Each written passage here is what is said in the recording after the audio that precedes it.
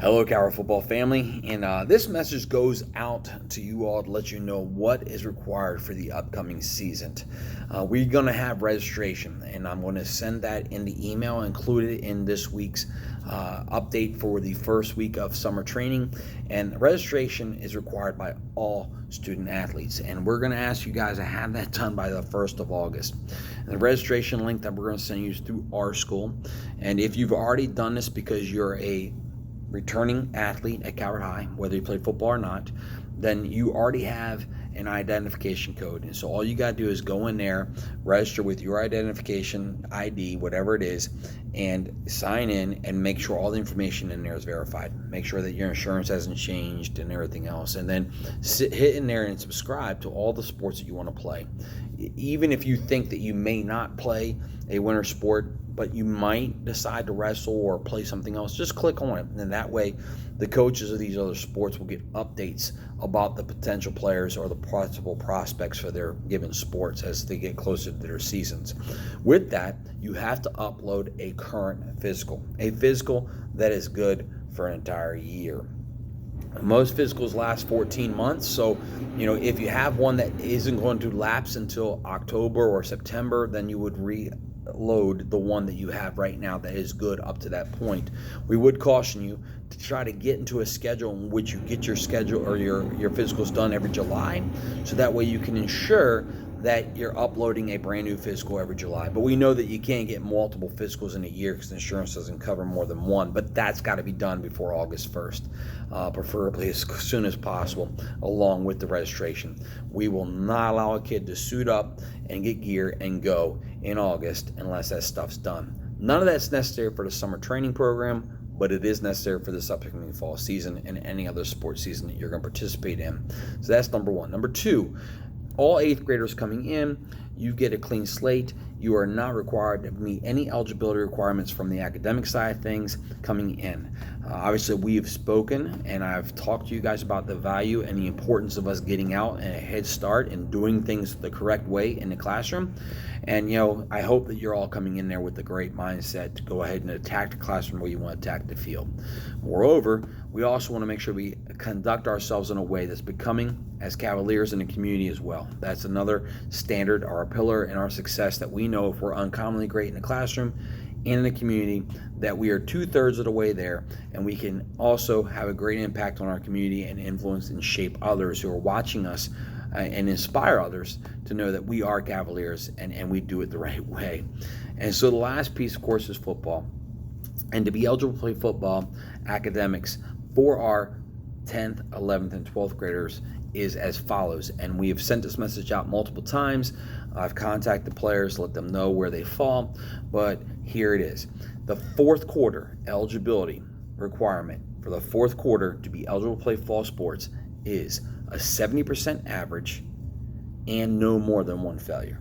So if a student took 7 classes in that 4th quarter, he got one failure, one class that was a 60 or a 59, so barely missed passing the class, and his average was a 72, taking all 7 classes, adding them up, divided by 7, because he took 7 classes, then he would look at being eligible to play. If he had 2 failures, so I like a CTA class, for example, that counts as 2 classes. Taking automotive counts as 2 classes, and you failed it, you got 55. Then you're going to get 2 failures, and you're not eligible. Or you had no failures, but you had an average of 68%. You're not eligible. And so with that being said, you certainly can participate the entire summer. You can try out in August, and you may make the team, depending on how you perform as a person, how committed you are throughout the summer, how diligently you are trying to do the things you need to do to get your academics back on course.